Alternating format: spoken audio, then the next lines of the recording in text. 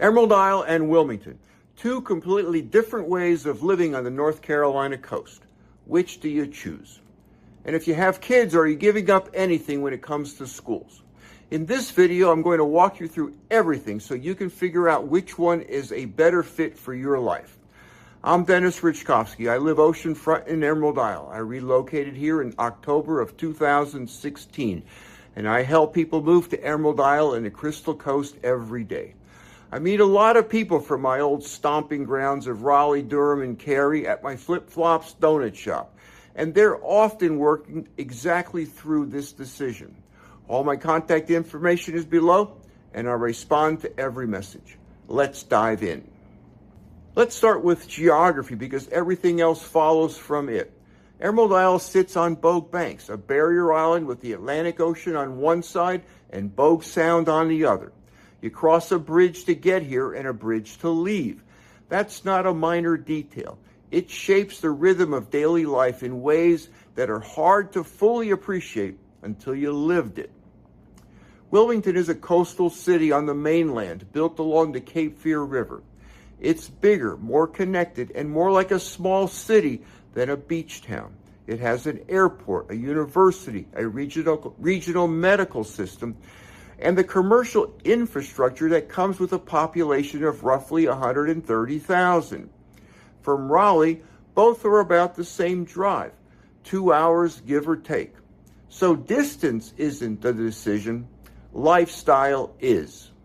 Emerald Isle is organized around the beach. That's not a marketing phrase, it's a structural reality. The town is primarily residential. The commercial footprint is modest.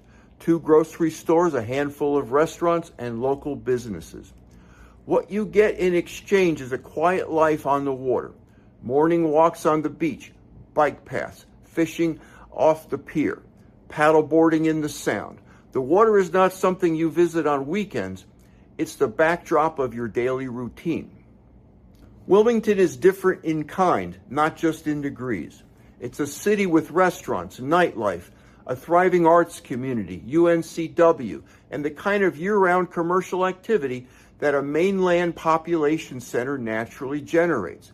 You have options. You also have traffic. You have conveniences, and you have the noise that comes along with it. If you're coming from the RTP area, Emerald Isle will feel like a genuine change of pace. Quieter, slower, more intentional.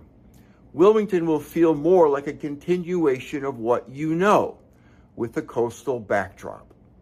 Let's talk about schools because families relocating from the Triangle, this is often a big part of their decision. If you're coming out of Wake County Public Schools, you're leaving a large, well-resourced system with strong performance metrics and a wide range of programs. The concern is natural.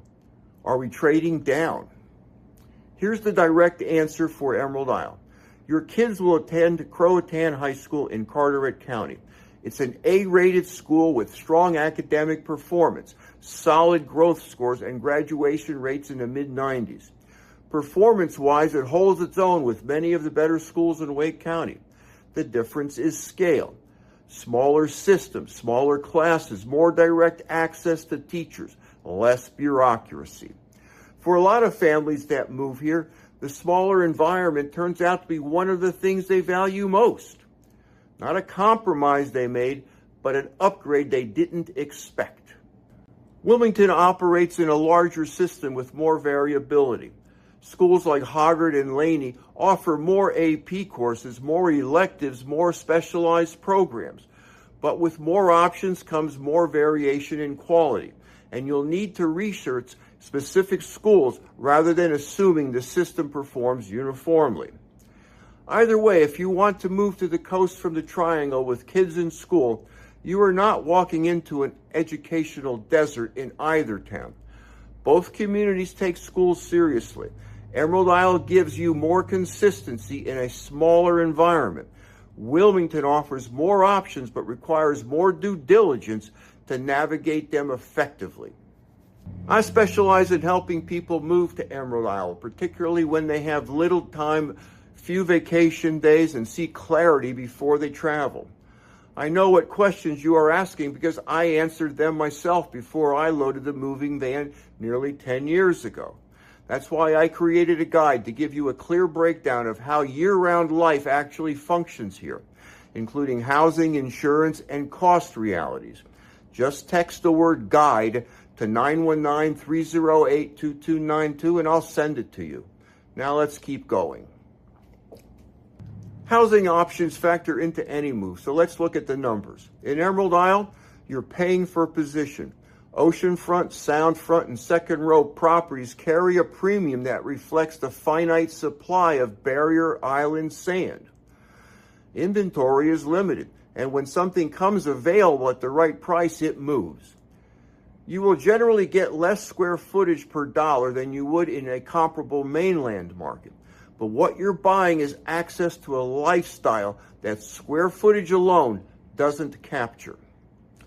Wilmington gives you more house for the money. Established neighborhoods, downtown historic homes, newer subdivision, condos near the water. The range is wider and the price per square foot is lower. If budget is a primary driver or if space is a non-negotiable, Wilmington makes a strong practical case. The trade-off is the same one running through every segment of this video. Location versus size, island versus mainland, and simplicity versus access. Here's the test I give people who are seriously considering the move. Take July out of the equation. July is easy. July is beautiful everywhere on the North Carolina coast. The question that actually tells you something is February. It's a Tuesday morning in February in Emerald Isle. You wake up and the town is quiet. A few people on the bike path, wind off the water. The restaurants that are open are local and unhurried. There's no traffic. There's no urgency. Some people feel that deeply restorative. It's exactly what they moved here for. Others, if they're honest with themselves, start to feel trapped after a few weeks. They underestimated how much they relied on activity and proximity to things happening around them. I'll say plainly that my first off-season caught me off guard. I came from a world with more infrastructure around me, and it took some adjustment. What I found on the other side of that adjustment was that the quiet becomes the thing I protected. But I had to go through that recalibration first.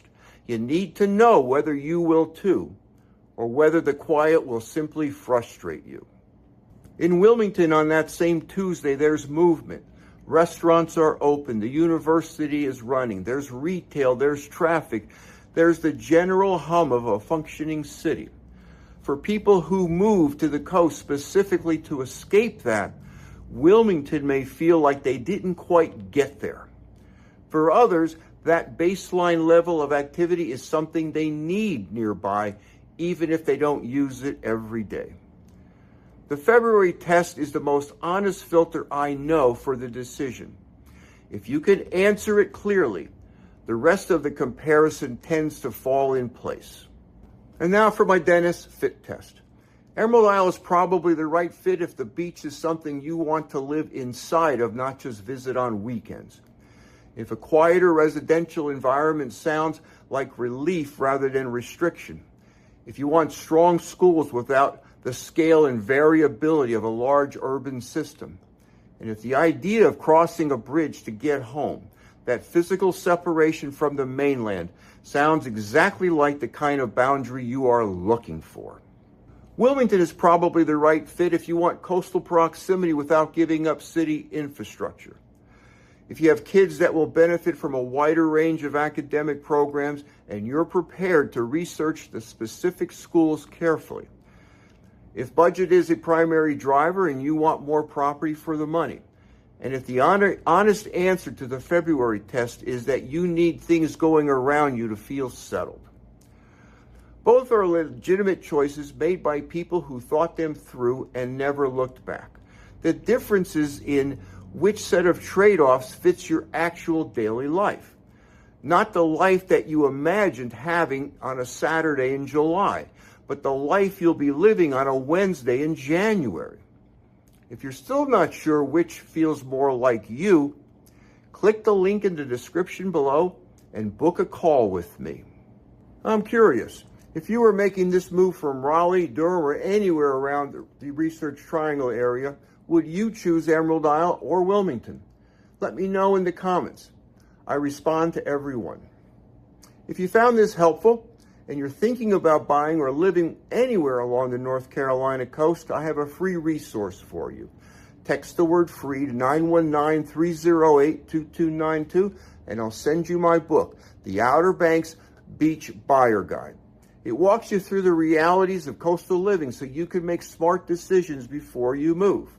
When you subscribe to this channel, you're joining a small but growing group of people who value clarity over hype and who shape what I cover next.